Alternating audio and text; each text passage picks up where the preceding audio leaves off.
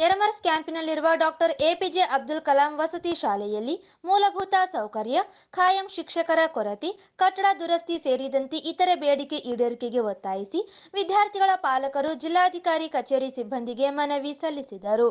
ವಸತಿ ಶಾಲೆಯಲ್ಲಿ ಮೂಲಭೂತ ಸೌಕರ್ಯಗಳ ಕೊರತೆ ಇದೆ.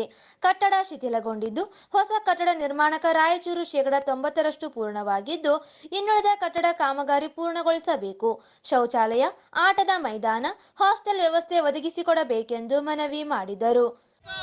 ಶಿಕ್ಷಕರು ಬೇಕು, ಹೊಸ ಕಟ್ಟಡ ಉದ್ಘಾಟನೆ ಆಗಲೇಬೇಕು, ಬೇಕೇ ಬೇಕು, ಬೇಕೇ ಬೇಕು, ಉತ್ತಮ ವಿದ್ಯಾಭ್ಯಾಸಕ್ಕೆ ಶಿಕ್ಷಕರ ಅತ್ಯವಶ್ಯಕ, ಬೇಕೇ ಬೇಕು. ವಸತಿ ಶಾಲೆಯ ಸುತ್ತಲೂ ಕಾಂಪೌಂಡ್ ನಿರ್ಮಿಸಿ ವಿದ್ಯಾರ್ಥಿಗಳ ಆರೋಗ್ಯದ ಯೋಗಕ್ಷೇಮ ವಿಚಾರಿಸಬೇಕು. ಸಂಬಂಧಿಸಿದ ವಿಷಯವಾರು ಬೋಧಕರ ಶಿಕ್ಷಕರನ್ನು ನೇಮಿಸಬೇಕು.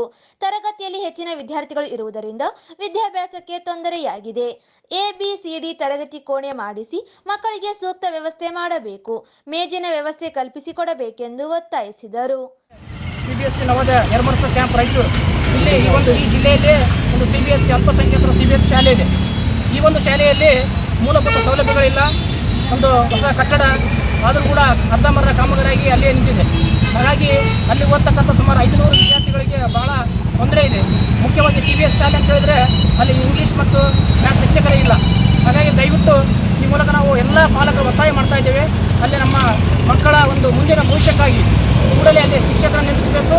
ಅಲ್ಲಿ ಮತ್ತೆ ಹೊಸ ಬಿಲ್ಡಿಂಗನ್ನು ಉದ್ಘಾಟನೆ ಮಾಡಬೇಕು.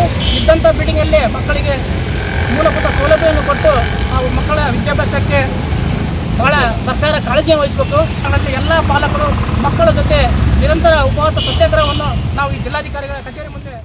ಈ ಸಂದರ್ಭದಲ್ಲಿ ಪಾಲಕರಾದ ಖಾಜಾ ಹುಸೇನ್, ಜಗ್ಲಿ ಪಾಷಾ, ಹುಸೇನ್, ಮಲ್ಲಿಕಾರ್ಜುನ್, ಸಾನಿಯಾ, ಮೌಲಾಲಿ, ಸೈಯದ್ ಎಂಡಿ ರಜಾಕ್, ರಾಮನಗೌಡ, ಶಿವರಾಜ್, ಗೋವಿಂದ್ ಸೇರಿದಂತೆ ಅನೇಕರು ಇದ್ದರು.